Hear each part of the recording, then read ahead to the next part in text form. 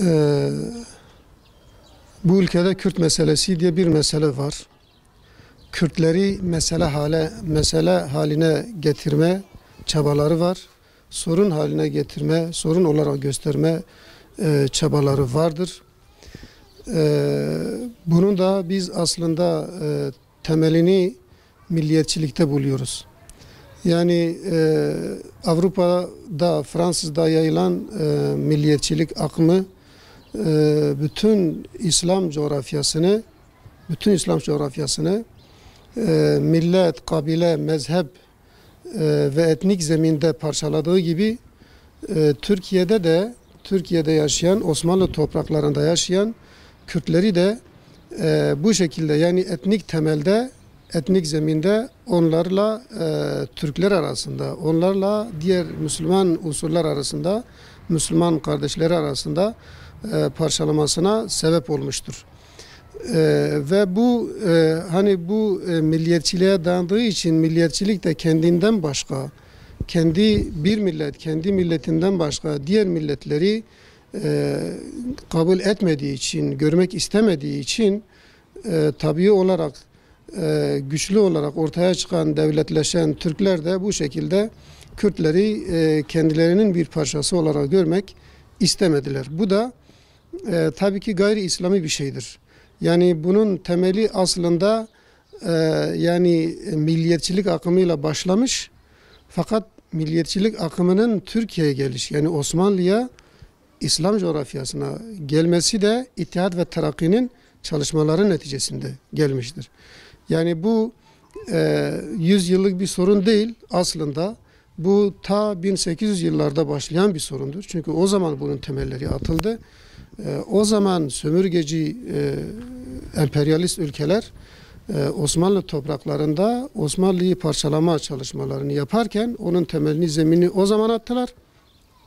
Türkiye Cumhuriyeti Devleti de bu zemin üzerinde kuruldu. Yani İttihat ve Terakki'nin zihniyetini esas alan bir sistemdir, bir devlettir ve bu sebeple bu sorun haline gelmiştir. Şimdi bu aslında Kürtler tarihte hiçbir zaman Müslüman unsurlara zarar vermemiştir. Sürekli olumlu yönde rol oynamışlardır. Olumlu yönde faydaları olmuştur. Ve belki İslam kavimlerinin birbirleriyle pekişmesine vesile olmuşlardır. Yani daha Türkler Anadolu'ya gelmeden belki 1000 yıl, 2000, binlerce yıl önce Kürtler Anadolu topraklarında vardı. Türkler buraya gelirken Kürtler Anadolu'nun İslamlaşmasında Türklere yardımcı oldular. Yani Malazgirt Zaferi'nde Türklere yardımcı oldular. Eğer isteselerdi, yani eğer Kürtler o zaman böyle olumlu yönde bir rol almasalardı, üstlenmeselerdi, bugün burada Türkler olmayabilirdi. Yani olmayabilirdi çünkü sonuçta burada yaşayan bir kavimdir. Bizans'ın yanında yer alır, Türklere karşı savaşır, almayabilirdi. Ama burada önemli bir rol aldılar. Ve bu yani tarihin değişik dönemlerinde, hatta Çaldıran Savaşı'nın meydana gelmesine sebep olan, bu savaşın yapılması için Yavuz'u bölgeye davet eden Kürtlerin kendisidir. Yavuz kendisi bu savaşı başlatmadı. O zaman İran Şahı Şah İsmail İslam coğrafyasında hani baskıcı bir yöntemle kendine saha açmaya çalışıyordu. Var olan bütün unsurları kendi denetimine almak ve Şiileştirme politikasını güdüyordu. Kürtler burada Yavuz'a başvurdular. Gel burada biz sana destek olalım. Sen de Şah İsmail'e karşı bir mücadele başlat. Biz de senin bünyende mücadele edelim dediler. Yavuz da bunu kabul etti ve geldiler Kürtlerle beraber Çaldıran'da o önemli olan savaşın kazanılmasında yine büyük rol oynadılar. Aynı zamanda o dönemde değişik yine Müslüman kavimlerin Osmanlı bünyesinde yine yer almasına, İslam bütünlüğünün oluşmasında vesile oldular.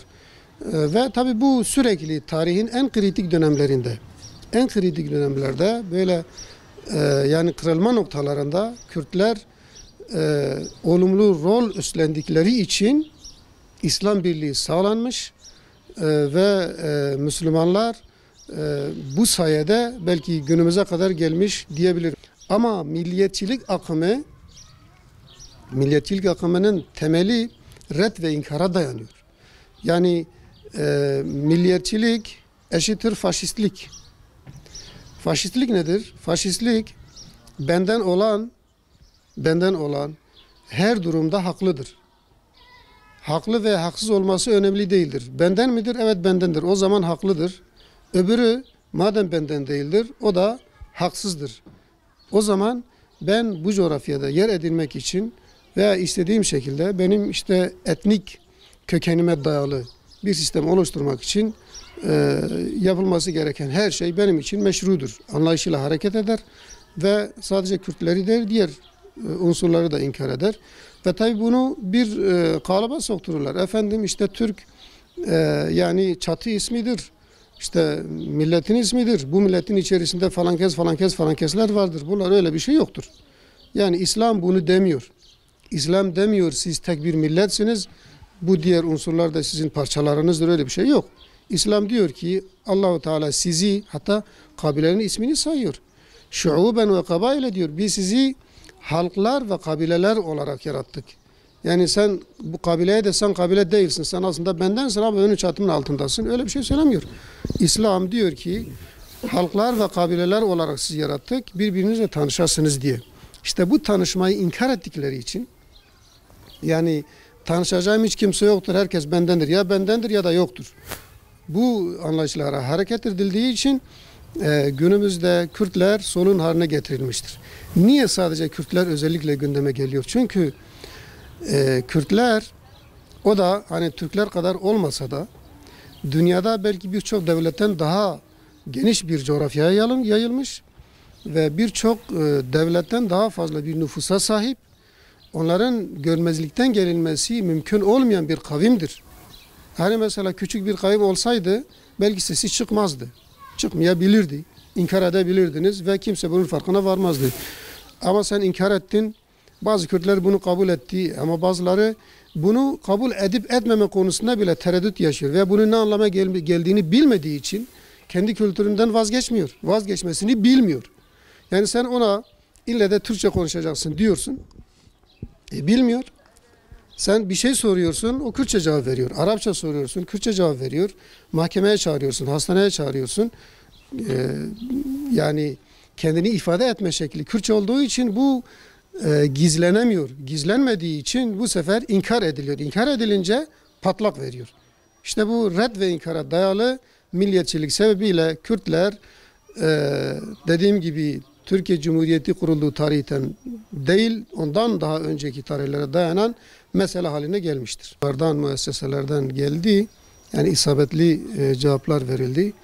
Şimdi bunun temelinde meseleye doğru isim verilmedi. Doğru isim verilmedi. İkincisi yaklaşım tarzı. Yani şimdi doğru çözüm aslında adaletli çözümdür. Adaletle yaklaşmadılar. Bunlar başta demokratikleşme süreci dediler. Demokratik açılım dediler. Daha sonra buna çözüm süreci dediler. Bu bir. İkincisi usul olarak yanlıştı. Yani takip ettikleri yöntem yanlıştı. Şimdi madem hani Kürtler hani biz Kürtleri mesele sorun olarak görmüyoruz da karşı taraf madem sen Kürtleri sorun olarak görüyorsun o zaman Kürtlerle doğru zeminde doğru usullerle sen bir çözüm başlatırsan belki yani hani adalet üzerinden gitmese de hedefe yaklaşabilir. Fakat bunu yapmadılar. Kürtlerle çözüm dediler. Yani Kürt meselesi, Kürt sorunu çözüm süreci dediler. Fakat bu çözüm sürecinde Kürtleri muhatap almadılar.